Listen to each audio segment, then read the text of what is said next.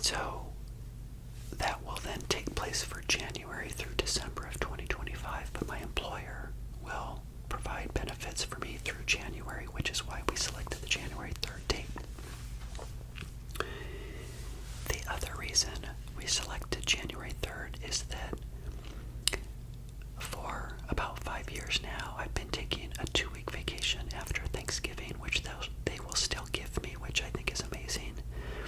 So I'll take a 2-week vacation at Thanksgiving, but then I will work through the holidays where a lot of people in our department are not working, they're on vacation. So I will cover. We always kid around and say there's no such thing as a training emergency, but I will be there if something comes up.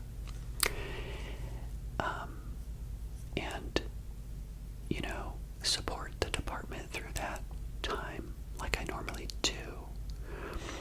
So then that is why we chose that date.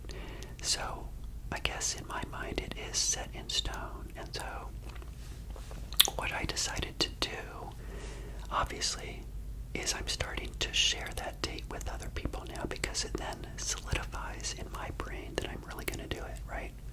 Because you guys know, I think I suffered from what's called the 1-year syndrome.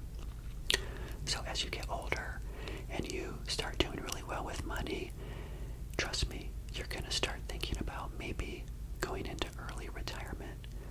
You want to have that belt as an option when you get into your 50s. Like I'll be 59 next year. You don't want to get to age 59 and be like, oh my gosh, I have to work until I'm 70. You want to have options. If you love your job, then yes, continue to work. But having those options is a good thing. And so I lost my train of thought. Where was I going with that? I can't remember. Maybe I need to have a little bit of coffee talk. This might be a good place to have an edit for my next episode. I'm not sure. Anyway.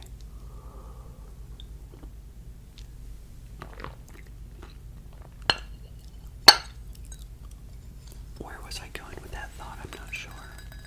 But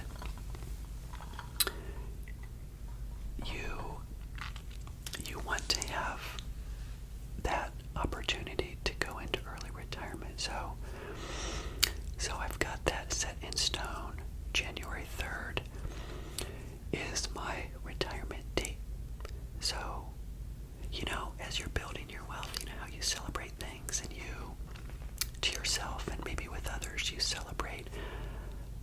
You also, as you get older, if you decide to go into early retirement, you should also celebrate that as well. So for the next 4 months, I'm going to continue to talk to people about it, because again, it solidifies that I'm actually going to do it. And so the other thing I wanted to share with you this week is that I decided, and let me back up a little bit, through Vanguard. And if you don't know who Vanguard is, that's a discount brokerage where you can have your money. And I think I shared with you that most of my money is with Vanguard. I have some of my 401k, all of my 401k in Lincoln Financial. That's the custodian, but it's in a Vanguard 2020 target fund. So a couple years ago, I decided to approach Vanguard, and I allow them to manage assets under management for only 0.003. It's like a 1/3%. It's very cheap. They manage my Roth IRA and my taxable account, which that is about $350,000, somewhere in there, maybe even $400,000. That then allows me to pick up the phone and make appointments with advisors and talk to them, as I have done over the past 2 years. Almost every 4 months or so, I'll schedule an appointment and I'll talk to an advisor about what my money thoughts are. I had an appointment last December of 2023 where I talked to my advisor about my intent to retire, and he looked at all of my money and he said, yes, Evan, you look very well positioned for going into early retirement. And so that is the conversation we had last December. So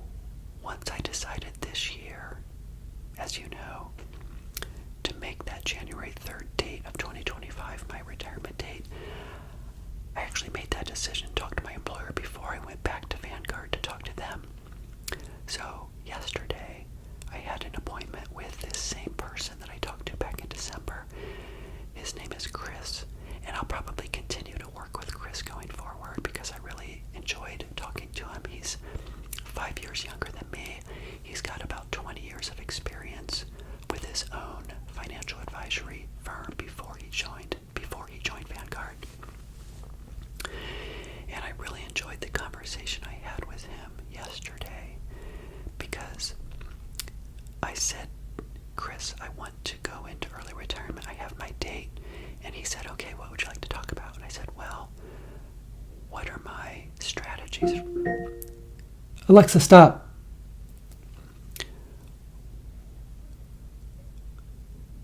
So I talked to him and I said, what are my strategies? I wanted to know for how do I pay myself in 2025? Because what happens is once you go into retirement, you have to think about all of the money that you have and you start thinking about distribution strategies. So I know you guys are really young right now. You're not thinking about that, but I want you to have this on your radar. And what's really cool about this is just like when you're building your wealth, you just take it 1 year at a time. You make decisions while you're building your wealth 1 year at a time. All the things I've been talking to you about, right? Paying off debt, having an emergency fund, maxing out this account, maxing out that account, reevaluating, cross-checking, reverse engineering. What's interesting, when you retire, the same thing happens. You just don't stop planning your money. That becomes your full-time job, is managing your money and how you can make it last longer or how can you spend more.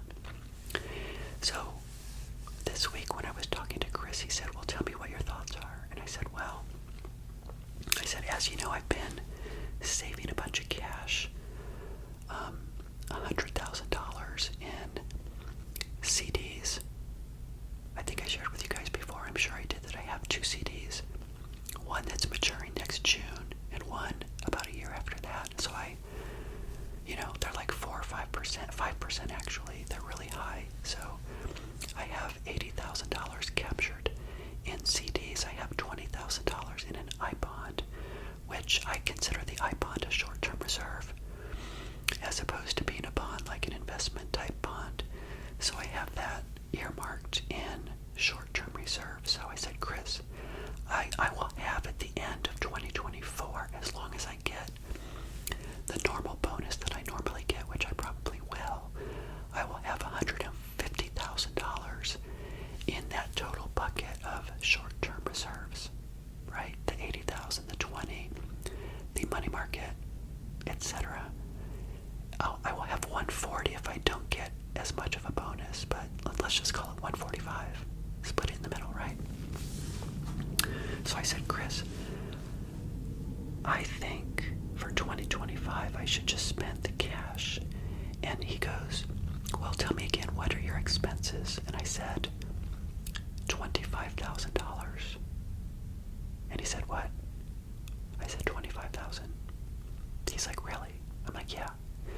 He's like, well, most people that earn $100,000 or more a year have expenses that are either equal to that or more, or 80% of that or whatever. He's like, that is amazing. I said, well, I'm one of those FIRE people, financially independent, retire early, and I've been doing this for a long time.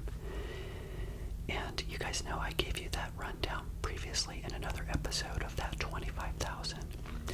That $25,000 also has built within it $2,000 for those healthcare premiums with the tax credits in place, and about $2,000 or $3,000 for fun and other. So I built that in that $25,000.